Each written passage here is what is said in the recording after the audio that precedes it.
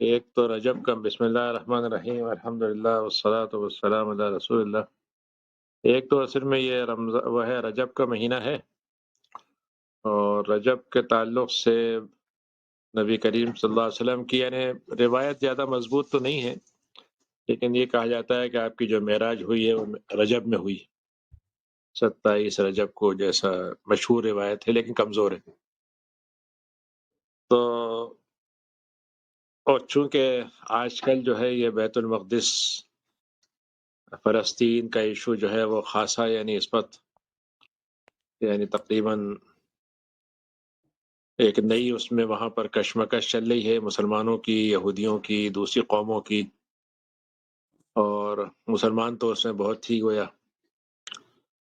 Nominal ہی ان کا حصہ ہے، بلکہ وہ تو دھیرے دھیرے اس میں ہارتے جا رہے ہیں۔ تو میں نے سوچا کہ یہ بنی اسرائیل کی جو آیتیں ہیں، شروع میں بنی اسرائیل کی آیتیں ہیں، اس کا تھوڑا سا اس کا مطالعہ رکھا جائے۔ اعوذ باللہ من الشیطان الرجیم، بسم اللہ الرحمن الرحیم، سبحان الذی اسریٰ بعبدہ لیلا من المسجد الحرام إلى المسجد الأقصى الذي باركنا حوله لنريه من آياتنا إنه هو السميع البصير وآتينا موسى الكتاب وجعلناه هدى لبني إسرائيل ألا تتخذوا من دوني وكيلا ذرية من حملنا مع نوح إنه كان عبدا شكورا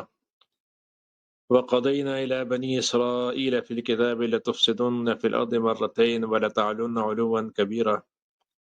فإذا جاء بعد أولاهما بعثنا عليكم عبادا لنا أولي بأس شديد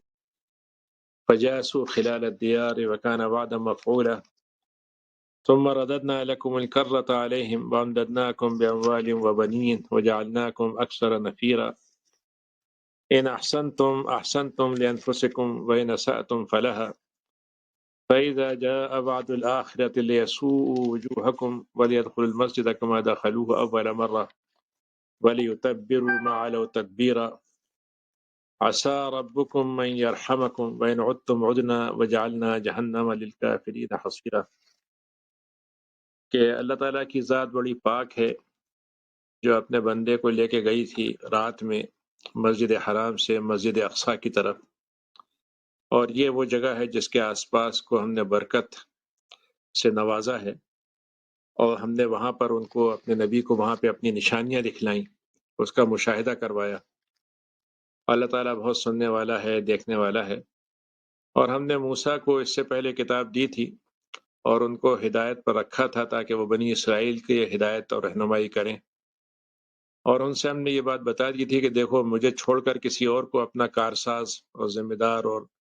اپنے معاملات کا پر ڈیپینڈنٹ مت ہونا۔ تو یہ وہ لوگ تھے جو نوح علیہ السلام کے ساتھ بچی کچی ذریت کے ساتھ چلے تھے، اور نوح تو ہمارے بہت ہی شکر گزار بندے تھے۔ اور ہم نے بنی اسرائیل کے لیے یہ فیصلہ کیا کہ وہ زمین میں ان کو 2 دفعہ موقع ملے گا، اگر انہوں نے فساد دنیا میں پھیلایا تو ہم 2 دفعہ موقع دیں گے انہیں۔ تو ایسا ہوا کہ ایک دفعہ ان کو موقع ملا اور انہوں نے بڑی سرکشی کی، تو جب یہ انہوں نے ایسا کیا تو ہم نے کچھ بندوں کو ان کے اوپر مسلط کر دیا، ایسے بندے جو بڑی طاقت والے تھے، اور وہ ان کے گھروں کے اندر ایک ایک جگہ پہ اندر جہاں جہاں گھس سکتے تھے گھس کر تباہ کر دیا، گرفتار کر لیا، مار دیا، لوٹ لیا۔ یہ ہماری طرف سے ایک طے شدہ وعدہ تھا۔ پھر اس کے بعد ہم نے ان کو محروم نہیں کیا تھا اپنی رہنمائی سے اور اپنی دنیا میں جو ان کی قیادت دی تھی دین کی، اس سے تو ہم نے ان کو پھر دوبارہ بڑھنے کا، اوپر آنے کا، اپنی ہماری نعمتوں سے مستفید ہونے کا موقع دیا۔ پھر ہم نے ان کو طاقت دی، اور ہم نے ان کی دولت بھی بڑھا دی، ان کے بچوں کو بھی تعداد بڑھا دی، اور ان کی تعداد اچھی خاصی خوب بڑھ گئی۔ ہم نے اس وقت بھی ان سے یہی کہا تھا کہ اگر تم احسان کرو گے تو اپنے لیے احسان کرو گے، ہمیں کوئی فائدہ نہیں ہوگا، لیکن اگر تم برائی کرو گے تو پھر اپنے آپ کو ہی نقصان پہنچاؤ گے۔ اب جب دوسرا وعدہ آیا تو ہم نے ان کے اوپر دوسرے دشمنوں کو مسلط کر دیا، اور وہ ان کے مسجد میں داخل ہوتے چلے گئے، جہاں چاہتے تھے وہ گھس جاتے تھے، اور جس چیز کو چاہتے تھے تباہ کر دیتے تھے، جیسے اس سے پہلے ہوا تھا۔ اب دوسری دفعہ کے بعد اگر اللہ تعالیٰ کی رحمت میں تم آنا چاہو تو اللہ تعالیٰ تمہیں تیار ہے رحمت میں دینے کے لیے، لیکن اگر تم پھر اب پلٹ کر آؤ گے تو ہم بھی پلٹ کر آئیں گے، اور ہم نے جہنم کو ٹھکانہ بنا دیا ہے کافروں کے لیے۔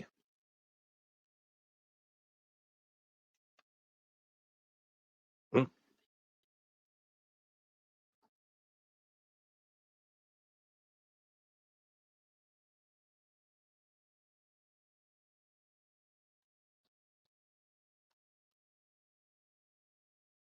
یہ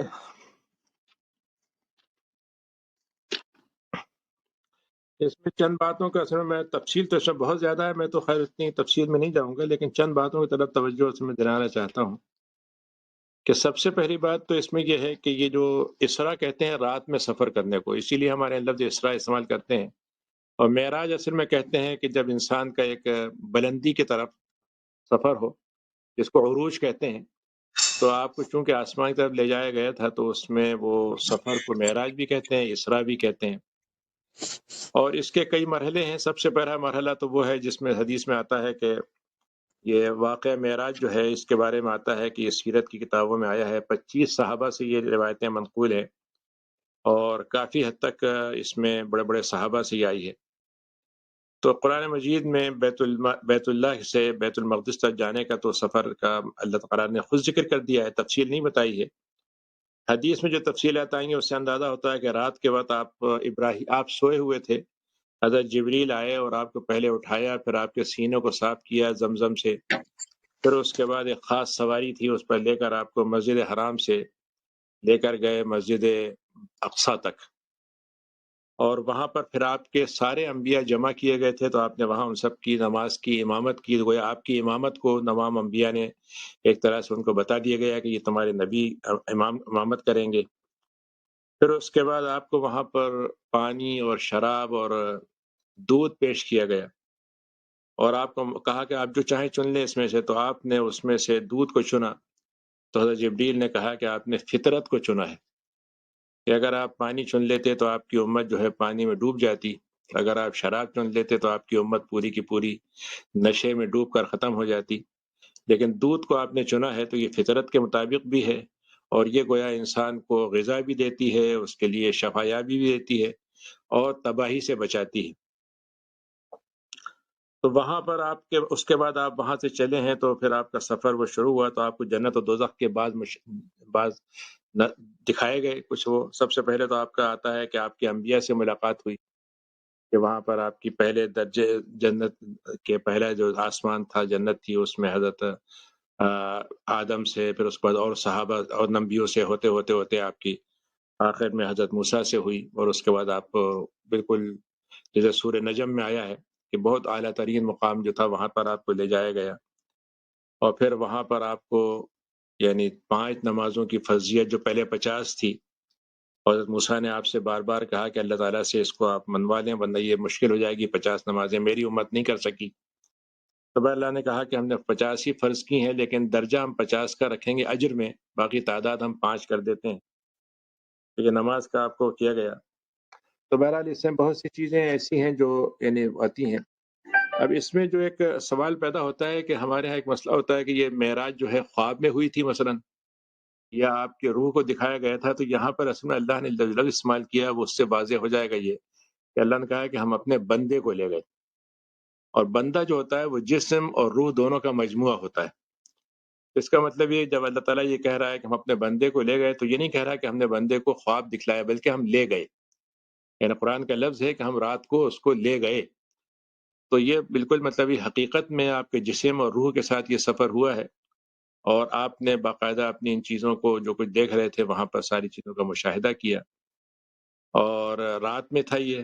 اور حدیث میں آتا ہے کہ جب آپ واپس آئے تو آپ کا بستر گرم تھا، اور آپ کو یعنی لوگوں کو اسی وقت جیسے کہیے کہ وقت سمٹ گیا آپ کے لیے، اور وہاں سے آپ نے سارا سفر بھی کیا، اور اس میں ایک واقعہ آتا ہے کہ راستے میں ایک قبیلہ ٹھہرا ہوا تھا قافلہ، تو ان کے برتن میں سے آپ نے پانی پیا، اور ایک نشانی چھوڑ دی کہ لگے جائے ان کو کسی نے پانی پیا ہے، تو انہوں نے بعد میں آپ نے کہا کہ تم لوگ کو یاد ہے کہ میں راستے میں تم لوگ رکے ہوئے تھے، ایک جگہ پانی پیا گیا تھا، کوئی نشانی وہاں تم کو ملی تھی؟ اس نے کہا ایسا لگا تو تھا، کوئی آیا تھا مگر ہم نے دیکھا نہیں، تو انہوں نے کہا میں گزرتے ہوئے میں نے وہاں سے پانی پیا تھا۔ تو بہرحال اگر آپ دیکھیں تو یہاں پر سوال یہ ہوتا ہے کہ یہ چیز کیا ہے؟ یہ جنت کا مشاہدے کا مطلب کیا ہے؟ تو اگر آپ دیکھیے گا تو چونکہ نبی جو ہوتے ہیں وہ ان کا درجہ ایمان کا یقین کا ہوتا ہے، اور ان کا درجہ مشاہدے کا ہوتا ہے، یعنی آنکھوں سے دیکھنے کا۔ تو جتنے بھی انبیاء ہیں ان کو اللہ تعالیٰ نے مختلف طریقوں سے اپنا کاروبار سلطنت کائنات میں کیسے چلتا ہے، کس طریقے سے نظام چل رہا ہے، اس کو اللہ تعالیٰ نے قرآن مجید میں ذکر کیا ہے کہ ہم نے جیسے ابراہیم علیہ السلام کے لیے کہا کہ نوری ہے ملکوت السماوات والارض، ہم نے ان کو دکھلایا کہ کذالک نوری ابراہیم ملکوت السماوات والارض، ہم ابراہیم کو ہماری بادشاہت کیسے چلتی ہے ہم دکھانے کے لیے ہم نے ان کو مشاہدے کروائے کچھ۔ حضرت موسیٰ کے بارے میں تذکر آتا ہے، تو گویا مختلف لوگوں کے لیے آپ نے کیا، لیکن گویا اگر یوں کہہ لیجئے کہ کسی کو برانچ آفس میں دکھا دیا جائے، ایک برانچ آفس میں زیارت کرا دی جائے کہ یہ دیکھیے ہمارا ایک حصہ ہے جس کو آپ دیکھ لیجئے، تو نبی کریم صلی اللہ علیہ وسلم کے ساتھ جو خصوصی معاملہ کیا گیا وہ یہ کہ ان کو جیسے کہیے کہ ہیڈ آفس لے گئے، جہاں پر اللہ تعالیٰ کا اپنا یعنی وہاں پر جیسے کہہ لیجئے کہ نظام عرش ہے اور نظام سلطنت کا جہاں سے سب کچھ چل رہا ہے، وہاں پر آپ کو لے جایا گیا، تو آپ کے ہاں گویا نبیوں کا جو مشاہدہ ہوتا ہے وہ گویا اعلیٰ ترین درجے کا مشاہدہ آپ کو وہاں پہ کروایا گیا۔ اور یہ اس کا واقعہ بھی آتا ہے کہ آپ کو طائف والوں نے جس طریقے سے پریشان کیا تھا اور مکے کے لوگوں نے جس طریقے سے خطرے ہو رہے تھے جان کے بھی، تو گویا اللہ تعالیٰ نے آپ کو معراج پر لے جا کر تسلی دی کہ یہ دنیا میں جو کچھ ہو رہا ہے اس سے آپ پریشان نہ ہو، آپ کا جو مقام ہے، مرتبہ ہے اور جو کچھ آپ کو ملنا ہے وہ تو بہت بڑا ہے۔ تو یہ معراج کا درجہ جو ہے، بعض لوگوں کی روایت آتی ہے کہ آپ سے 2 دفعہ سفر ہوا، بعض میں یہ بھی آتا ہے کہ بعض آپ نے جو جنت دوزخ کے واقعات دیکھے، بعض حصے وہ ہیں جو وہاں دکھلائے گئے اور بعض آپ نے بعد میں خواب میں دیکھے، اور اس کی تفسیر حدیثوں میں ملتی ہے۔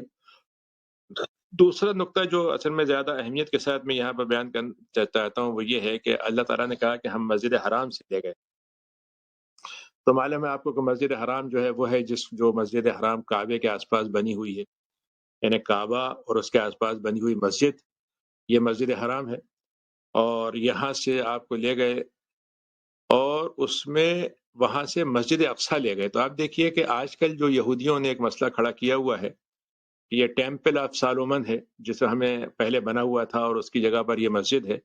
تو ہم اس کو ہٹا کر وہ دوبارہ اصلی جو ٹیمپل ہے ہیکل سلیمان جس کو وہ کہتے ہیں کہ سلیمان علیہ السلام نے بنایا تھا، تو ہم اس کو اس جگہ پر بنائیں گے، اور اس کے لیے وہ نیچے بڑی کھدائیاں کر رہے ہیں یہ ثابت کرنے کے لیے کہ اسی کوئی ان کو عمارت مل جائے، کوئی دیواریں مل جائیں، کوئی بچا کھچا حصہ مل جائے جس سے وہ ثابت کریں کہ یہاں پر کوئی چیز تھی۔ لیکن یہ جو مسجد اقصیٰ ہے یہ حضرت ابراہیم نے جس طریقے سے کعبے کی تعمیر کی تھی ایسی مسجد اقصیٰ بھی انہوں نے کی تھی، یہاں حضرت اسماعیل کے ساتھ کی تھی، وہاں اسحاق کے ساتھ کی تھی، تو یہ دونوں سلیمان علیہ السلام سے بہت پہلے کی ہیں، سلیمان علیہ السلام تو بہت بعد میں آئے، تو یقیناً سلیمان علیہ السلام نے اپنی بادشاہت کے زمانے میں وہاں پر ایک بہت بڑا ان کی عبادت گاہ کا حصہ بنایا تھا، اور اس میں قربان گاہ بھی تھی اور بھی کئی چیزیں تھیں، لیکن وہ بہرحال بعد کی چیز ہے۔ اسی لیے اللہ تعالیٰ نے مسجد حرام کے ساتھ بیت المقدس کو مسجد کہا ہے، یعنی اگر جیسے آج کے زمانے میں، چونکہ آج کل تو ہمارے یہاں مشکل یہ ہو گئی ہے کہ ہماری جو تاریخ ہے وہ تاریخ یہ کہی جاتی ہے کہ مسلمانوں کی تاریخ تو لوٹ مار کی ہے، انہوں نے دوسروں کی مسجدیں اور عبادت گاہیں گرا کر اپنی مسجدیں بنائی تھیں، ہندوستان میں بابری مسجد کے ساتھ یہی مسئلہ کھڑا کیا جاتا ہے، ان کو بھی اسرائیلیوں سے یہودیوں سے ہمت مل جاتی ہے کہ ہم بھی یہ بات دعویٰ کریں، اور یہ یہودی بھی کہتے ہیں اور دنیا میں ایک طرح سے اس پر خاموشی ہے، بلکہ اس کو تو یعنی بعض لوگوں نے مان بھی لیا کہ ہاں بھائی یہ یہودیوں کا وہ ہے، لیکن قرآن مجید یہ کہہ رہا ہے کہ یہ مسجد تھی، مسجد کو ہیکل بنایا گیا تھا، یعنی پوزیشن یہاں سے شروع نہیں ہو رہی، تاریخ حضرت سلیمان سے نہیں شروع ہو رہی، تاریخ شروع ہو گئی تھی ابراہیم سے، تو مسجد اس کا اس وقت بھی نام تھا اور اب بھی اس کا نام مسجد ہے۔ اقصیٰ کہتے ہیں ایسی جگہ کو جو مکے سے دور ہو، اقصیٰ کا مطلب ہوتا ہے دور، دور دراز، تو وہ مسجد اصلاً تو اس کا نام بیت المقدس ہے، اور اس کو یعنی قدیم عبرانی زبان میں ایلیا کہتے تھے، ایلیا، ایلیا کا مطلب ہے ہاؤس آف گاڈ، ایل کہتے ہیں عبرانی زبان میں خدا کو، جیسے جبرائیل ہے، جبرائیل کا مطلب عبداللہ یعنی اللہ کا بندہ، تو ایلیا جو ہے یہ اصل میں اس کا پرانا نام ہے، اور مزیدار بات یہ ہے کہ یہ بیت المقدس کی جگہ جو ہے اس کی وجہ یہ ہوئی کہ جب آپ وہاں سے گئے تھے تو اس وقت تو وہاں پر آرتھوڈکس جو طبقہ ہے عیسائیوں کا اس کی حکومت تھی وہاں پر، یعنی جو وہاں کے یہودیوں کی جو رومن کیتھولک سے بھی پہلے کے ہیں وہ لوگ جو تھے اس کی حکومت ان کی وہاں پر وہ تھی۔ اور اس زمانے میں انہوں نے یہودیوں کو وہاں سے نکال دیا تھا، یہودی وہاں رہ نہیں سکتے تھے۔ تو جب ان کا مسلمانوں کا یہ موقع ہوا کہ مسلمان اس علاقے کو فتح کریں گے تو ان کا جو پادری تھے، جو بھی ان کا وہ ہوگا، پوپ ہوگا یا جو بھی تھا، اس نے یہ کہا کہ دیکھو ایسا ہے کہ ہم یہ کہ شہر جو ہے آپ کو دے دیتے ہیں، اگر آپ لڑے بغیر لینا چاہیں تو ہم آپ کو دے دیتے ہیں، مگر آپ کو کا جو خلیفہ ہے اس کو آنا ہوگا لینے کے لیے۔ تو لوگوں نے حضرت عمر سے کہا تو حضرت عمر نے کہا کہ ہاں نہیں بھائی، اگر ایسی بات ہے تو میں اس کے لیے سفر کروں گا، حالانکہ انہوں نے اپنی خلافت کے زمانے میں مدینے سے باہر گئے نہیں، وہ یعنی اتنے مصروف رہے ہیں وہ مدینے میں کہ باہر نہیں نکلے، صرف اسی وجہ سے نکلے تھے۔ اور آپ کے معاملے میں جو قصہ تاریخ میں آتا ہے کہ وہ ایک اونٹ پہ جا رہے تھے تو آدھا سفر غلام طے کرتا تھا بیٹھ کے اور آدھا یہ طے کرتے تھے، اور جس وقت وہ بیت المقدس کے قریب پہنچے ہیں تو وہاں پر غلام بیٹھا ہوا تھا اور آپ اونٹ نیچے اس کے ساتھ چل رہے تھے چلاتے ہوئے اونٹ کو۔ تو ان کے پادریوں نے یہ کہا کہ جو علامتیں ہماری کتاب میں دکھائی گئی ہیں بالکل یہ بین ہی یہی بتایا گیا تھا ہم کو کہ جو ہم سے چابیاں لے گا وہ ایسا شخص ہوگا۔ تو انہوں نے بہرحال حضرت عمر سے کچھ چابیاں دیں اور ان سے ایک معاہدہ طے کیا کہ صاحب ایک معاہدہ لکھ دیجیے۔ تو انہوں نے کہا ٹھیک ہے، معاہدہ یہی رہے گا کہ ہمیں تمہارے مذہب کی چیزوں کو ہم حفاظت دیں گے، تمہارے چرچ محفوظ رہیں گے، تمہیں یہاں پہ آنے جانے میں رہنے میں ہمیں کوئی اعتراض نہیں ہوگا، تمہیں صرف یہ کہ ہمارے بعض قوانین کی پابندی کرنا ہوگی اور ہمارے خلاف کوئی کام نہیں کرو گے۔ تو انہوں نے کہا ہماری ایک شرط ہے، ہماری شرط یہ ہے کہ آپ یہاں پہ یہودیوں کو بالکل مت آنے دیجیے گا، ہمیں کوئی ہماری طرف سے کوئی شرط نہیں، بس صرف ان کو مت آنے دیجیے گا، وہ ہم ان کو بالکل اجازت نہیں دیں گے۔ تو حضرت عمر کا آپ انصاف دیکھیے اور ان کی رواداری دیکھیے، جو آج کے زمانے میں تو ہمارے ساتھ اسلام میں تو ہمارے ساتھ یہ سمجھا جاتا ہے کہ ہم تو رواداری اور دوسروں کے مذہب سے بالکل دشمنی رکھتے ہیں، نفرت کرتے ہیں۔ حضرت عمر جو طاقت کے ساتھ تھے، ان کو کوئی پریشانی نہیں تھی کہ وہ کسی کی دبتے یا کسی سے بات کو مانتے۔ انہوں نے کہا نہیں نہیں ایسا نہیں ہے، میں ایسا کروں گا، تمہاری بات کو آدھی بات کو مان لیتا ہوں کہ یہودیوں کو میں یہاں پہ شہریت تو نہیں دوں گا، اسے رہ نہیں سکتے، گھر نہیں بنا سکتے، لیکن ان کی کچھ مذہبی یہاں پر نشانیاں ہیں، مذہب کی چیزیں ہیں، تو وہ اس کو دیکھنے کے لیے آ سکتے ہیں، یعنی بطور ان کی وزٹر کے میں ان کو اجازت دوں گا کہ وہ آئیں۔ تو آپ اندازہ کیجئے کہ حضرت عمر نے یہودیوں کے لیے جو آسانی پیدا کی تھی اس کا شکر گزار کرنے کے بجائے انہوں نے اب مسلمانوں کو نکالنا شروع کر دیا وہاں سے، یعنی بیت المقدس اپنے ہاتھ میں لے لیا، فلسطینیوں کو، یعنی یہ ثابت کر رہے ہیں کہ فلسطینی تو یہاں کی آبادی نہیں ہے، اب باہر سے آئے ہوئے جو 2000 3,000 سال سے، یعنی عربی زبان میں فلسطی کا جو لفظ ہے یہ جاہلیت کے زمانے سے پایا جاتا ہے، یعنی عربوں کے وہ قبائل جو اسلام سے پہلے سے وہاں آباد تھے ان میں سے یہ فلسطی تھے، یعنی یہ قبیلہ جو ہے اس سے پہلے سے آباد تھا یہ۔ تو بہرحال یہ وہاں پر کہتے ہیں کہ صاحب، اب وہ کہتے ہیں صاحب یہ مسجد اقصیٰ نہیں ہے اور ہم تو اس کو گرا کے بنائیں گے، اور اب انہوں نے وہاں پہ قبضہ کر بھی لیا ہے، حالانکہ جو 67 کی جنگ میں انہوں نے قبضہ کیا تھا تو اس میں بہرحال یہ بات طے ہوئی تھی کہ جو اردن کے بادشاہ ہیں وہ اس کے سرپرست رہیں گے اوقاف کے، اسی لیے ابھی بھی جو اس کی تنخواہیں ہیں اور جو خرچے ہیں وہاں کے اردن سے ہی آتے ہیں، مگر حال یہ ہے کہ وہ اپنے طور پر جب چاہتے ہیں دروازے بند کر دیتے ہیں، جب چاہتے ہیں مسجد سے روک دیتے ہیں، جب چاہتے ہیں یہودیوں کے لیے کھول دیتے ہیں، حالانکہ ان کی جو دیوار گری ہے جس کو وہ کہتے ہیں کہ اب جو وہ ہے وہ ایک دیوار کا حصہ رہ گیا ہیکل کا جس پہ آ کے یہودی روتے ہیں، وہ بھی کوئی الگ ہے، اس سے اس کا مسجد سے کوئی تعلق نہیں، لیکن ان کو بس ایک چھیڑ چھاڑ اور ایک شر پھیلانا ہے، اس کی وجہ سے وہ وہاں پہ وہ کرتے رہتے ہیں، اور اس کے ساتھ ساتھ تاریخ کو بھی وہ بدل رہے ہیں۔ تو اللہ تعالیٰ نے کہا کہ ہم مسجد اقصیٰ کے بعد لے گئے تھے جس کے ہم نے آس پاس برکت دی ہے، اور ہم نے اپنی نشانیاں دکھلانے کے لیے یہ کام ان کو کیا۔ اب آپ دیکھیے کہ نبی کریم صلی اللہ علیہ وسلم کا یعنی یہ جو مسئلہ ہے یہ ہوتا ہے کہ معراج کا ایک فقرے میں یہ بنی اسرائیل کا جو ذکر شروع کیا گیا اس سے یہ بات سامنے آ جاتی ہے کہ اصل میں یہ بتانا تھا کہ معراج کا مخاطب جو ہے وہ لوگ ہیں جو اس سے پہلے بھی وہاں پر رہ چکے ہیں، جن کو معلوم ہے کہ اسلام کی تاریخ کیا ہے۔ تو موسیٰ کتاب کے اللہ تعالیٰ نے کہا کہ دیکھو موسیٰ علیہ السلام جو تھے ہمارے بھیجے ہوئے نبی تھے، ہم نے ان کو نبی بنایا تھا، وہ کوئی بنی اسرائیل نے ان کو اپنی جگہ پہ کوئی لیڈر نہیں بنا دیا تھا، ایسا نہیں تھا کہ صاحب ان کے اپنے پسندیدہ کوئی لیڈر تھے، بلکہ ہم نے ان کو منتخب کیا تھا، تربیت دی تھی، پہلے بادشاہت کے دربار میں، پھر اس کے بعد صحرا کے دربار میں غربت کے ساتھ ان کو تربیت کی، ان کو بالکل تیار کیا اپنے منصب کے لیے، ان کو بچپن میں ان کو بچایا، اور پھر اس کے بعد ان کو کتاب ہدایت دی تاکہ وہ بنی اسرائیل کی رہنمائی کریں، وہ جو غلامی کر رہے تھے فرعون کی، ان کو نکلوایا، اور اس کے بعد ان سے یہ کہا تھا کہ دیکھو مجھے چھوڑ کر کسی اور کو اپنا آقا مت بنا لینا۔ اب آپ دیکھ لیجئے کہ قرآن مجید میں اللہ تعالیٰ نے یہ بتایا کہ بنی اسرائیل نے جب ہماری بات نہیں مانی تو ہم نے ان پہ ذلت مسلط کر دی، ان کے اوپر ایسی ایسی حالت خوف کی مسلط کر دی ہے کہ ان کے 1000 آدمی ان کے آس پاس کھڑے ہوں لیکن اندر سے ان کا دل درستا رہے گا کہ میں مارا نہ جاؤں، کوئی مجھ پہ حملہ نہ کر دے۔ اور اس کی پہچان اللہ نے کیا بتائی ہے کہ وہ دنیا کے اندر اگر واپس آنا چاہیں گے تو 2 طریقے ہیں ان کے پاس، یا تو اللہ کی رسی پکڑ لیں یعنی اسلام لے آئیں تو اللہ تعالیٰ ان کو اس سے واپس دے دے گا ان کی جو اصل حیثیت ہے۔ دوسرا یہ ہے کہ اگر وہ اللہ کی رسی کو نہیں پکڑیں گے تو اپنی خود کی طاقت پہ کبھی بھی نہیں کھڑے ہو سکتے، تو کسی کی دنیا میں رسی کی پکڑ ضروری ہوگی۔ حبل من اللہ و حبل من الناس، کہتے ہیں اللہ کی رسی پکڑیں یا لوگوں کی رسی پکڑیں۔ اور آج آپ دیکھ لیں اگر وہ یہودیوں عیسائیوں کی اور امریکہ کی اور دوسری طاقتوں کی رسی ان کے پاس نہ ہو، سپورٹ نہ ہو اور مدد نہ ہو تو وہ ایک لمحے کے لیے، مطلب یہ کہ لوگ بعض دفعہ ایک جملہ کہتے ہیں کہ صاحب سارا عالم اسلام اور ایک اسرائیل چھوٹا سا ملک اس کے وقت نہیں، اسرائیل چھوٹا سا ملک نہیں ہے، اس کے پیچھے طاقتیں ہیں، وہ دنیا کی مطلب پوری دنیا ان کی حکمرانی میں ہے۔ تو اللہ تعالیٰ نے یہ بتایا کہ بنی اسرائیل کو ہم نے یہ موقع دیا تھا موسیٰ علیہ السلام کے ذریعے سے، پہلے تو انہوں نے موسیٰ کوئی نہیں مانا تو ہم نے ان کو 40 سال کے لیے ان کو کہا کہ اچھا تم محروم کر دیے جاؤ گے بیت المقدس۔ بہرحال اس کے بعد جب بیت المقدس میں ان کو موقع ملا اور انہوں نے حکومت کی وہاں پر، تو دنیا کے اندر اللہ تعالیٰ کا ایک اصول ہے کہ اگر کسی قوم کو اللہ تعالیٰ مہلت دیتا ہے تو مہلت جب ختم ہو جائے تو دوبارہ اس کو دوبارہ زندگی نہیں دیتا، لیکن اس میں 2 استثناء ہیں۔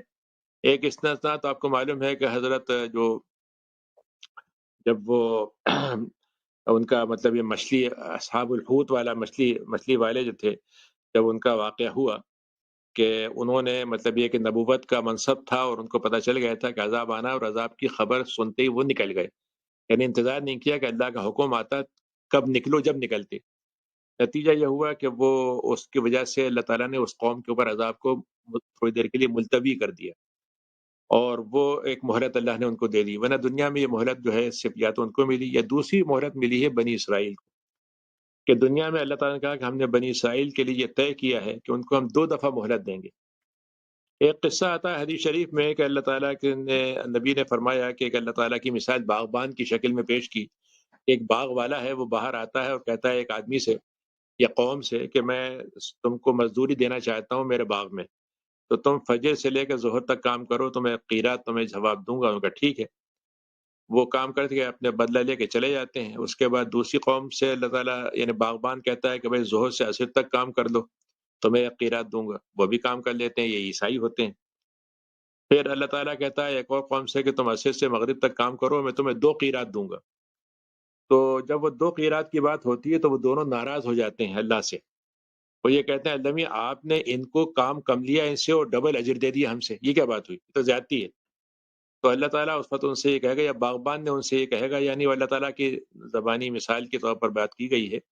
کہ وہ باغبان یہ کہے گا یہ بتاؤ کہ جتنا تم سے وعدہ کیا تھا وہ پورا میں نے تم کو دیا کہ نہیں دیا؟ تو انہوں نے کہا دے دیا۔ تو انہوں نے کہا میری مرضی ہے، میں کسی کو زیادہ دینا چاہوں، تم کون ہوتے ہو روکنے والے؟ تو گویا دیکھا جائے تو دنیا میں جو عمر ہوتی ہے امتوں کی افراد کی نہیں، امتوں کی، تو گویا سب سے لمبی عمر ملی تھی یہودیوں کو، اس کے بعد عیسائیوں کو، اور اس کے بعد سب سے کم امت کو ملی ہے اس امت کو۔ تو چونکہ اس امت کے ساتھ اللہ نے معاملہ یہ کیا ہے کہ یہودیوں کو 2 دفعہ موقع دیا اللہ نے، ایک دفعہ زوال ہوا، ایک دفعہ عروج ہوا، پھر عروج کے بعد پھر زوال ہوا، اور 2 دفعہ ان کے اندر بگاڑ آیا، بگاڑ کے بعد ان کی تباہی آئی، لیکن اللہ نے پھر ان کو 2 دفعہ موقع دیا، اور تیسرا موقع وہ ہے جو فائنل ہوگا، یعنی جس کو اب ہونا ہے، یعنی 2 ہو چکے ہیں تاریخ میں، دنیا طور پر ہو چکے ہیں۔ قرآن مجید اللہ نے کہا کہ یہ ذریت وہ تھی جو ابراہیم نوح کے ساتھ چلی تھی، اور اس کے بعد ہم نے بنی اسرائیل کے ساتھ کہا تھا کہ تمہیں 2 دفعہ موقع ملے گا، اگر تم فساد پھیلانے کی تیاری کرو گے تو 2 دفعہ مہلت دوں گا میں تمہیں۔ تو یہاں پر مہلت پہلی ملی تھی جب انہوں نے بہت زیادہ یعنی انہوں نے حکومت وہاں قائم کر لی تھی بنی اسرائیل کی، لیکن یہ کہ وہاں پہ بے پناہ انہوں نے ظلم شروع کر دیے۔ تو ایک بابلین کا بادشاہ تھا، اس کو بخت نصر کہتے ہیں عربی میں، انگریزی میں اسی سے ملتا جلتا لفظ ہے۔ اس کو پتہ نہیں کسی بات پر کوئی غصہ آیا تھا یا کیا ہوا تھا، بہرحال اس نے ایسا کیا کہ پورا علاقہ ان کا رون دیا۔ کہتے ہیں کہ 70,000 لوگ مارے، 70,000 لوگ تو گرفتار کر کے لے گیا تھا، مارے کئی ہزار، اور تورات تباہ کر دی، ان کا جو بیت المقدس تھا بالکل اس کو اجاڑ دیا، تباہ اینٹیں اس کی اینٹ سے اینٹ بجا دی، اور کہتے ہیں وہ تابوت سکینہ جو تھا وہ اپنے یہاں لے کے چلا گیا اور بابلین میں ان کو گرفتار کر کے رکھا۔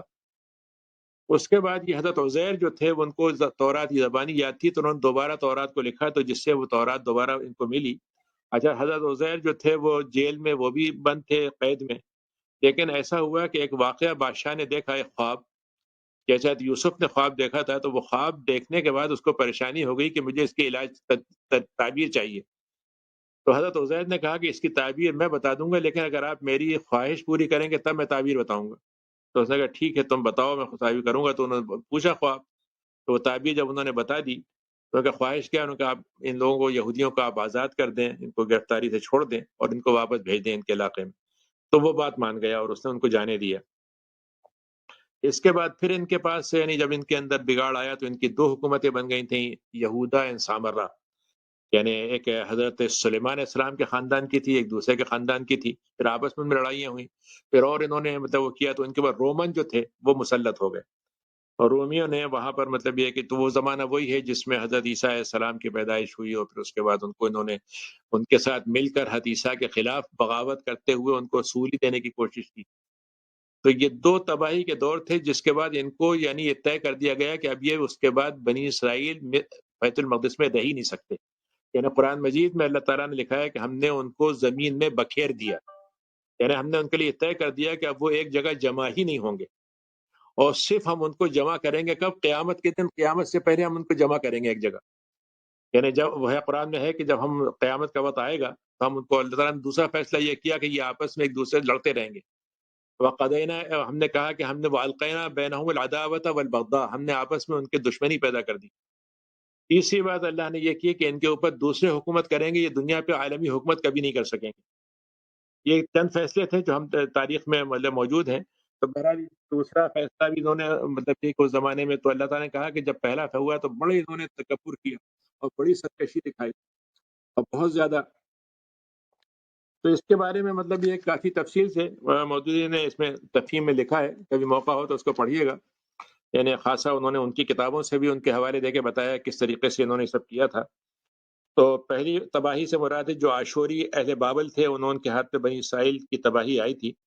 اور آپ اس کو تاریخی طور پر اس کو دیکھ سکتے ہیں۔ تو جب موسیٰ کی وفات کے بعد جب بنی اسرائیل فلسطین میں داخل ہوئے تو وہاں مختلف قومیں آباد تھیں، جن میں ایک فلسطین تھے، اور ان میں شرک پایا جاتا تھا، اور ان کا معبود جو تھا وہ ایل تھا، دیوتاؤں کا، وہ سانڈ کی تشبیہ ہوتی تھی، اس کی بیوی بھی تھی۔ تو اس طریقے سے دھیرے دھیرے ان کے اندر بھی شرک آ گیا تھا۔ بہرحال یہ اس کے بعد ہدایت کو بھول گئے، ان کے اندر عصبیت پیدا ہو گئی اور ایک دوسرے کے ساتھ لڑنے لگے۔ نتیجہ یہ ہوا کہ ان کے بعد بابلین آئے اور انہوں نے ان کو سارا کا سارا رون دیا اور ان کی حکومت ختم کر دی۔ اس کے بعد پھر ان کے حالات تھوڑے سے بہتر ہوئے، تو طالوت کے زمانے میں، حضرت داؤد کے زمانے میں، حضرت سلیمان کے زمانے میں ان کو پھر سے تھوڑی سی سربلندی ملی۔ پھر حضرت سلیمان کے بعد ان کے اندر دنیا پرستی اور ساری باتیں ہو گئیں، دو ریاستیں تقسیم ہو گئیں، آپس میں ایک دوسرے سے لڑنے لگے، اور پھر اس پر جو وہاں کی جو قومت تھی ان کے اندر سے ان کے اندر اخلاقی خرابیاں آ گئیں۔ تو حضرت الیسع نے ان کو بہت کوشش کی، لیکن وہ اللہ کا عذاب ان پر آیا کہ 9ویں صدی میں قبل مسیح آشوری جو تھے فلسطین پر آمر ہو گئے، جو یعنی وہ لوگ وہ تھے جو یعنی جسے کہہ لیجیے کہ رومن جس کو آپ کہہ سکتے ہیں، ان لوگوں نے ان پہ فتح کی اور ان کا ستیہ کیا۔ اب جو اس میں دوسری بات جو اس کے ساتھ ہے، جو آخری بات ہے وہ یہ ہے کہ دو تو ہو چکے تاریخی طور پر۔ اس میں اللہ تعالیٰ نے ایک عجیب بات یہ کہی ہے کہ ہم نے تم کو دوبارہ موقع دیا، خوب دولت بڑھا دی تمہاری،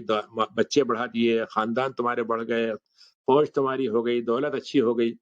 لیکن معاملہ یہ ہے کہ ہم نے دنیا میں موقع اگر ہم دے رہے ہیں تو ہم اس لیے دے رہے ہیں کہ تم احسان کرو، اچھی زندگی گزارو، اور اس کا فائدہ تم ہی کو ہوگا۔ اگر تم برائی کرو گے تو انجام جو ہے دنیا میں عروج و زوال اس لیے نہیں ہوتا کہ آپ کے پاس فوج نہیں تھی، آپ کے پاس پیسے نہیں تھے، آپ کے پاس مطلب کوئی سائنٹیفک ترقی نہیں تھی، بلکہ عروج و زوال اللہ تعالیٰ کہتا ہے کہ قوموں کا ہوتا ہے اخلاقیات کی وجہ سے۔ عروج و زوال ہوتا ہے جب اللہ تعالیٰ کی نافرمانی ہونے لگے اور اللہ تعالیٰ کا جو منصب اللہ نے انسان کو دیا اس کو بھلا دے، تب اللہ تعالیٰ کہتا ہے کہ ہم ان کو پھر دوسری قوموں ان پہ مسلط کر دیتے ہیں۔ تو یہ بہرحال یہ اشارہ ہے اس مہلت کی طرف جو بنی اسرائیل کو بابل کی گرفتاری کے بعد ان کو ملی تھی۔ اور یہاں کے جو ان کو خیر کا موقع تھا ان کو رکھا گیا تھا، اس پر آخر اللہ تعالیٰ کی رحمت آئی اور بابل سلطنت کو زوال ہوا، اور 539 قبل مسیح میں ایرانی فاتح جو تھا اس نے بابل کو فتح کیا اور اس نے ان کو وہاں سے واپس بھیج دیا، اور ان کو دوبارہ ان کو وہاں پہ موقع مل گیا تو حضرت عزیر نے ان کی کتاب کو بھی کیا اور ان کے بعد ساری ان کی جو چیزیں تھیں ان کو جمع کر دیا۔ پھر اس کے بعد ایرانی سلطنت کے زوال کے بعد سکندر اعظم کی فتوحات ہوئیں اور یونانیوں کے عروج سے یہودیوں کو پھر کچھ مدت کے لیے سخت دھکا لگا اور ان کی حکومتیں جو ہے تقسیم ہوتی چلی گئیں، اور اس کے بعد دھیرے دھیرے وہاں پر رومن لوگ جو تھے وہ انہوں نے وہاں پہ قبضہ کر لیا، اور انہوں نے جابرانہ طاقت سے یعنی وہ عیسائی ہو گئے تھے پھر رومن، تو انہوں نے تو اور مطلب یہ مذہبی طور پر نفرت ان کے اندر تھی یہودیوں کی، تو انہوں نے ہیکل کو زبردستی اس میں بت رکھوا دیے یا اس کے اندر قربانی بند کروا دی اور ان کو مشرکانہ چیزوں کے لیے مشہور کیا گیا۔ بہرحال یہ تفصیل ہے اس کی، آپ دیکھیے گا۔ تو اس کے بعد پھر ان کے اندر ایک قسم کی، تو رومن جو فاتح تھا اس کو انہوں نے فلسطین آنے کی دعوت دی اور اس نے قبضہ کر لیا اور اس نے ان کو مطلب یہ کافی سہولتیں بھی دی، لیکن دھیرے دھیرے پھر انہوں نے ان کے ساتھ بھی بغاوتیں کی تو انہوں نے پھر ان کا ستیہ ناش کر دیا اور ان کو وہاں سے نکال دیا۔ اب اس میں جو آخری بات جو قرآن مجید کی ہے جو پیشن گوئی کے طور پر ہے، جس کو آج کا سمجھنا بڑا ضروری ہے، اس میں سورہ آیت نمبر 8 میں اللہ نے کہا ہے کہ عسیٰ ربکم ان یرحمکم، اللہ تعالیٰ اگر ابھی تم پہ رحم کرنا چاہے تو وہ کر سکتا ہے، اور اگر تم کیسے رحم میں آنا چاہو گے، اگر کیسے کہ تم اللہ کی رحمت میں واپس آ جاؤ۔ اسی لیے جب نبی کریم صلی اللہ علیہ وسلم آئے تھے تو قرآن مجید نے یہ بتایا کہ اگر تم ایمان لے آتے ہو تو ہم تمہیں دوہرا اجر دیں گے، پہلے قوم نبی کو ماننے کا بھی اور اس نبی کو ماننے کا بھی۔ اور قرآن مجید نے لکھا ہے کہ یہ نبی کو جانتے تھے کہ ان کی کتابوں میں ایسے لکھا ہے جیسے بیٹے کو کوئی پہچانتا ہے، اور یہ مدینے میں جو ان کے قبیلے آباد ہوئے تھے وہ اسی لیے آباد ہوئے تھے کہ ان کی کتابوں میں یہ لکھا ہوا تھا کہ وہ جو نبی ہوگا وہ ایسی جگہ میں ہجرت کرے گا جہاں پہ کھجور کے باغات ہوں گے۔ تو بہت سے یہودی جو تھے خیبر میں کچھ آباد ہو گئے تھے، کچھ تبوک میں آباد ہو گئے تھے اور کچھ مدینے میں آباد ہو گئے تھے انہی علامتوں کی وجہ سے۔ اور جب نبی کریم صلی اللہ علیہ وسلم آئے ہیں تو اس وقت بنو قریظہ اور مطلب یہ کہ بنو نذیر اور اس کے علاوہ بنی قینقاع 3 قبیلے تھے جو وہاں پہ آباد تھے، اور وہ وہاں پہ انہوں نے بڑی طاقت حاصل کر لی تھی کیونکہ ذہین تو بہت ہیں یہ اور دولت کے بڑے پجاری ہیں اور تجارت بہت اچھی آتی ہے، تو لوگوں کی تجارت اپنے ہاتھ میں لے لیتے تھے، پھر اس کے بعد قرضے دے دے کے سود دے دے کے ان سے پیسے لوٹ لیتے تھے۔ تو وہاں پر مدینے میں بھی انہوں نے یہی کیا تھا، بڑی بڑی کوٹھیاں بنائی ہوئی تھیں انہوں نے اور شہر کے آس پاس رہتے تھے۔ تو مدینے کے لوگ بھی ان سے پریشان تھے، لیکن یہ کہ کوئی سمجھ میں نہیں آتا تھا کیا کریں۔ تو بہر اللہ نے ان کو موقع دیا، مدینے کے لوگ، اچھا مدینے کے لوگ اس لیے اسلام لے آئے کہ وہ یہودیوں سے سنتے رہتے تھے ایک نبی کا آنے کا۔ تو جب مدینے میں کے لوگ مکے میں ملاقات ہوئی آپ سے تو انہوں نے کہا بھائی یہ تو وہی نبی لگتے ہیں، تو اس سے پہلے کہ یہودی مانے تم مان لو۔ تو وہ معلوم ہوا کہ استاد پیچھے رہ گئے، شاگرد آگے ہو گئے، یعنی جس نے خبر سنی تھی وہ اس نے تو ایمان قبول کر لیا اور جس نے خبر دی تھی وہ اسلام سے دور رہا، محروم رہا۔ تو اللہ تعالیٰ نے ایک جملہ استعمال کیا یہاں پر، وَإِنْ عُدْتُمْ عُدْنَا، یعنی 2 موقع تمہارے ہیں لیکن فائنل موقع تمہارا، اگر اب تم نے اس کے بعد تم نے سرکشی کی تو ہم تمہاری طرف لوٹ کر ہم آئیں گے، یعنی اگر تم نے سرکشی کی تو ہم تمہاری طرف لوٹ کر آئیں گے اور ہم تمہارے لیے جہنم کو ٹھکانہ بنا دیں گے۔ تو یہ جو فائنل موقع ہے یہ وہی ہے جو دجال کا ہوگا، جس میں دجال آئے گا، ان کی ساری طاقتیں جمع ہو رہی ہیں، آپ دیکھ لیجئے کہ اسرائیل میں یہودی جمع ہو رہے ہیں، تو ساری دنیا جو ہے وہ ان کی طاقت کو مدد دے رہی ہے، اور مزیدار بات یہ ہے کہ ساری دنیا جو ہے وہ ان کے لیے خوفناک چیز ہے۔ تو امن اسرائیل کا جو ہے ایک تو سب سے بڑی چیز ہے جس کے لیے سب کو مدد کرنی ہے، اور کتنا ہی امن مل جائے ان کو خوف ختم نہیں ہوتا۔ جو قرآن مجید نے کہا ہے کہ ہم نے ان کے اوپر مسکینیت اور ذلت کو طاری کر دیا ہے، یعنی ان کے دلوں میں یہ چیز اندر سے بیٹھی ہوئی ہے، تو وہ سارے لوگوں کو جب تک وہ تباہ نہ کر دیں۔ اب آپ یہ دیکھ لیجیے جو آج کل جو واقعات چل رہے ہیں اس کا آپ جو چاہیں اس کا تجزیہ کریں، لیکن عراق کو انہوں نے کیوں تباہ کروایا؟ یہ صرف وہ انتقام ہے کہ بابلیون کے زمانے میں ہم کو قید بنایا گیا تھا، تو آج ہم ان سے بابلین کا بدلہ آج ہم ان کے لوگوں سے لیں گے۔ یعنی 4000 سال پہلے جو بابلیون نے اگر ہمارے ساتھ کیا تھا جو مسلمان بھی نہیں تھے، اس کا بدلہ آج کے مسلمانوں سے لیا جائے گا۔ اس لیے آپ دیکھ لیجئے عراق کو تباہ کر دیا گیا ہے، دنیا کا مالدار ترین ملک، اس کے لوگ جو ہیں کچرے میں سے کھانا اٹھا کے کھانے پہ مجبور ہیں، ان کی حالات خراب ہو گئے ہیں، آپس میں ان کو لڑوا دیا گیا، ان کی ساری چیزوں کو تباہ کر دیا گیا ہے۔ ایسے یہ شام وغیرہ کا علاقہ ہے کہ اس کے اندر بھی ان کو معلوم ہے کہ حضرت یہاں سے اگر ان کے اندر طاقت پیدا ہو گئی، اور انہوں نے کتابیں پڑھی ہیں، نبی کریم کی حدیثیں پڑھی ہیں کہ اسلام یہاں سے اٹھے گا، تو یہ سمجھتے ہیں کہ ان کو تباہ کروا دیں گے، ورنہ یہ ان کے اندر طاقت آ گئی تو ہمارے خلاف ہی کھڑے ہو جائیں گے۔ اچھا، فلسطینیوں کا مسئلہ یہی ہے کہ ان کے بارے میں بھی ان کو معلوم ہے کہ اگر یہاں رہتے رہیں گے تو ہمارا تو رہنا مشکل ہو جائے گا، تو ان کو اتنے حالات ایسے پیدا کر دو کہ مر جائیں، ختم ہو جائیں، مجبور ہو جائیں، اور کھانے کو نہیں ملے، اور طرح طرح کی بندشیں لگا دو کہ یا تو بھاگ جائیں یا مطلب بالکل بیکار ہو جائیں۔ تو یہ ساری چیزیں کیوں ہو رہی ہیں؟ یعنی آدمی غور کرے، کبھی کبھی سوچنا چاہیے کہ بھائی یہ سب کیوں ہو رہا ہے یہ سب۔ اچھا، پھر مزیدار بات یہ ہے کہ یہ کام وہ دوسرے قوموں کے ساتھ بھی کروا رہے ہیں تاکہ دوسروں سے جواز مل جائے۔ یعنی اگر امریکہ کہیں پہ جا کے تباہی مچائے گا تو اگر کوئی شکایت کرے کہ صاحب ہم بھی، امریکہ بھی تو کر رہا ہے، ہم سے کیوں کر رہے ہیں آپ؟ تو مطلب آپ 50 جگہ ایک فتنہ پیدا کر رہے ہیں تاکہ اپنے فتنے کو جائز جسٹیفیکیشن کریں اس کی۔ لیکن اللہ تعالیٰ نے اس جملے میں، ایک جملے میں ان کی ساری زندگی کا سارا کام جو ہے وہ اس کو نل اینڈ وائڈ کر دیا ہے۔ اللہ تعالیٰ یہ کہہ رہا ہے کہ تیسری بار اگر تم نے اوپر اٹھنے کی کوشش کی اور سرکشی کی کوشش کی تو اب ہم ذاتی طور پر تمہارے ساتھ تم سے انتقام لیں گے۔ یعنی اللہ تعالیٰ یہ نہیں کہہ رہا کہ ہم اپنے فوج کو لے کر آئیں گے، پہلے اللہ نے کہا ہم اپنے بندوں کو لے کر آئے پہلے دور میں، پھر اس کو اللہ نے کہا کہ ہم نے دوسری قوموں کو ان پہ مسلط کیا، اب کہہ رہا ہے کہ ہم تمہارے اوپر مسلط ہوں گے۔ یعنی یہ لفظ جو ہے اللہ تعالیٰ نے ڈائریکٹ طور پر کہ ہم چیلنج اپنے اوپر لیں گے، یہ صرف دو موقعوں پر اللہ تعالیٰ نے قرآن مجید میں استعمال کیا ہے، ایک بنی اسرائیل کے لیے اور ایک مشرکین مکہ کے لیے۔ سورہ بنی انفال آپ پڑھیے گا تو اس کے اندر اللہ تعالیٰ نے ان کے بارے میں کہا کہ دیکھو ہم نے تم کو بتا دیا کہ کون حق پر ہے کون باطل پر ہے، تو اب تم اگر مان لیتے تو اچھی بات ہے، اگر تم نہیں مانتے تو قرآن میں ہے کہ وَإِن تَعُودُوا نَعُودْ، اگر اب تم ہمارے نبی کے خلاف اٹھے تو ہم لوٹ کر آئیں گے تمہارے خلاف۔ تو یعنی کہ دوسرے الفاظ میں اگر آپ یہ دیکھیں کہ ڈائریکٹ اللہ تعالیٰ اس چیلنج کو اپنے اوپر لے رہا ہے۔ یعنی ایک ہوتا ہے مسلمان اللہ تعالیٰ کی طرف سے کھڑے ہوں، مثلا مسلمانوں میں تو کوئی اہلیت نہیں ہے، وہ تو کمزور ہو چکے، پٹ چکے، مر چکے، مطلب ان کے اندر نہ غیرت ہے، نہ دینی ایمان ہے، کچھ نہیں ہے، اور دنیا کی تیاری بھی نہیں ہے۔ لیکن اللہ تعالیٰ یہ کہہ رہا ہے کہ یہ مسلمان کریں نہ کریں ہم اس کا بدلہ لیں گے۔ تو اللہ تعالیٰ کا، اور یہی بات وہ ہے جس کو حضرت عبد المطلب نے ابرہہ سے کہا تھا جب اس نے کہا تھا میں گرانے کے لیے آیا ہوں اس گھر کو، اور تم سے بچا سکو تو بچا رہو۔ انہوں نے کہا نہیں ہم تو نہیں بچا سکتے، لیکن انہوں نے ایک جملہ کہا تھا کہ ان للبیت ربا یحمی، اس گھر کا ایک آقا ہے جو اس کی حفاظت خود کر لے گا، ہمارے بس کی تو نہیں ہے، وہ کر لے گا۔ اور اللہ تعالیٰ نے کر کے بتا دیا کہ ہم نے کیسے اس گھر کو بچایا ابرہہ سے۔ الم تر کیف فعل ربک باصحاب الفیل، کہ ہم نے اصحاب ہاتھیوں والوں کے ساتھ کیا سلوک کیا کہ ان کو بالکل بھس بنا دیا ان کو۔ تو اب یہ جو اللہ تعالیٰ نے بات کہی ہے کہ ہم لوٹ کر آئیں، تو اگر آپ دیکھیں تو یہ لوٹ کے آنے کا تصور، یعنی یہ شاعری ہے۔ مثلا ہم کہیں صاحب ایسی شاعری میں کہہ دیا اللہ میں کہہ رہے ہیں میں پلٹ کے آ جاؤں گا، تو مطلب کیا مطلب ہے؟ اگر آپ دیکھیں تو آج کی 200 سال کی تاریخ میں، قریب کی تاریخ میں 100-200 سال کی تاریخ کو کہہ رہا ہوں کہ جو اسلام پہ اٹیک ہو رہے ہیں، مسلمانوں پہ اٹیک ہو رہے ہیں، تو آپ دیکھیے گا کہ مسلمانوں پر جو اٹیک ہوتے تھے وہ بہت سے ایسے بھی تھے جس میں ہماری غلطیاں بھی تھیں۔ مطلب بھائی مسلمانوں نے فلاں قوم کے ساتھ ظلم کیا، فلاں جگہ ظلم کیا، فلاں جگہ انہوں نے عیاشیاں کی، تو اس میں یہ ہوتا ہے کہ ہم اپنا دفاع کرتے کرتے بہرحال ہماری مسئلہ بھی آ جاتا ہے کہ کہتے ہیں کہ ان کی غلطیاں نکالتے نکالتے ہماری غلطی نکال آتی،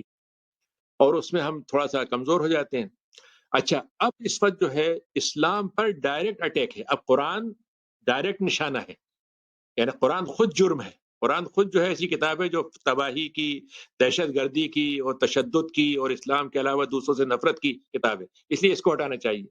کعبۃ اللہ جو ہے یہ سب سے بڑا مرکز ہے مسلمانوں کا جمع کرنے کا، اس کو گرا دینا چاہیے، اس سے مرکزیت پیدا ہو رہی ہے۔ اللہ کا نبی جو ہے یہ تباہی کا ذریعہ ہے، یعنی یہ اس کے ذریعے سے طرح طرح کی خرابی پیدا، تو اگر آپ دیکھیں گے اس وقت تو اللہ تعالیٰ کو نشانہ اور اللہ کے نبی کا نشانہ، اللہ کے گھر کا نشانہ اور اللہ کے قرآن کا نشانہ۔ تو جب آپ ڈائریکٹ اللہ کو نشانہ بنائیں گے تو ظاہر ہے کہ اللہ تعالیٰ پھر یہ کہے گا ٹھیک ہے اب تو مسئلہ میرا ہو گیا، اب مسئلہ صرف میرے چاہنے والوں کا یا میرے ماننے والوں کا نہیں رہا بلکہ میرا ہے۔ تو یہاں پر یہ جملہ جو ہے وَإِنْ عُدْتُمْ عُدْنَا، کہ اگر تم پلٹ کر آئے تو ہم پلٹ کر آئیں گے۔ اور حدیث قرآن مجید میں ہے کہ اللہ تعالیٰ نے جو بات کہی ہے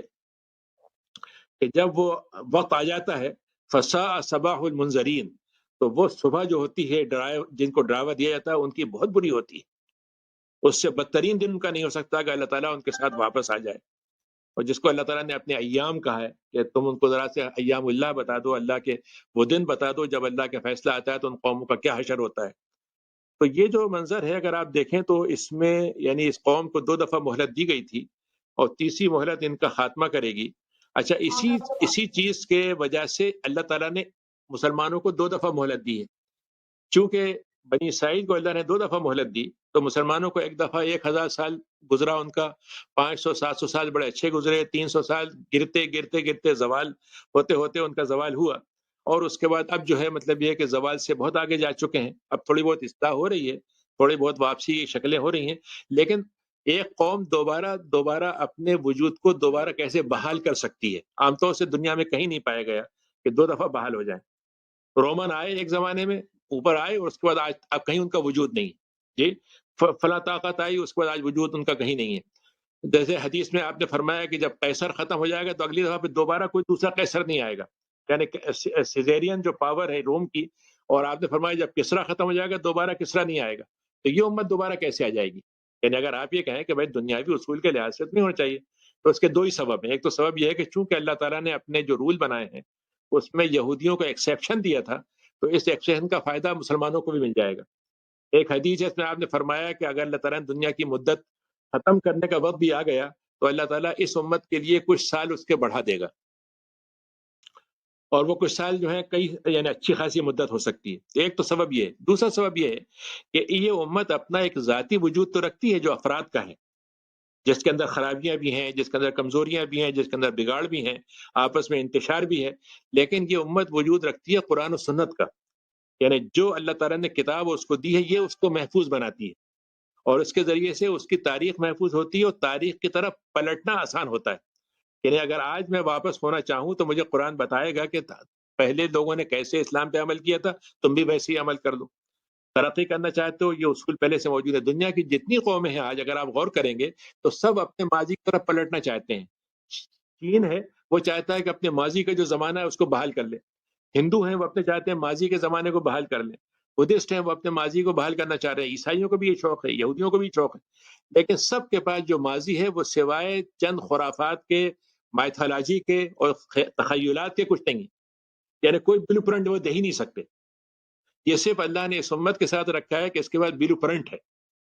یعنی اگر ہم پلٹنا چاہیں تو پلٹنے کے پاس ہمارے پاس اگر ہم یہ کہیں کہ بھائی ہم فرض کیجئے اچھے انسان بننا چاہتے ہیں تو بلو پرنٹ موجود ہے، اچھی اجتماعیت بنانا چاہتے ہیں بلو پرنٹ موجود ہے، ہم شیطان سے مقابلہ کرنا چاہتے ہیں اس کا بلو پرنٹ موجود ہے، ہم دنیا کے اندر اخلاقی زندگی کیسے گزاریں گے اس کی بلو پرنٹ موجود ہے۔ جس کو اقبال نے کہا تھا کہ دوڑ پیچھے کی طرف ہے گردش ایام تو جی، تو ہم اگر پیچھے کی طرف لوٹیں گے تو ہمارے پاس اس کا بلو پرنٹ موجود ہے جو کسی کے پاس موجود نہیں۔ ہاں اگر ہم یہ اس لیے پلٹنا چاہیں کہ صاحب میرے باپ دادا بادشاہ تھے، میرے باپ دادا یہ تھے تو میں وہ بننا چاہتا ہوں، تو اللہ تعالیٰ ہماری مدد نہیں کرے گا۔ یعنی ہم پلٹنا چاہیں گے اللہ کی طرف تو اللہ ہماری طرف پلٹ کر آئے گا،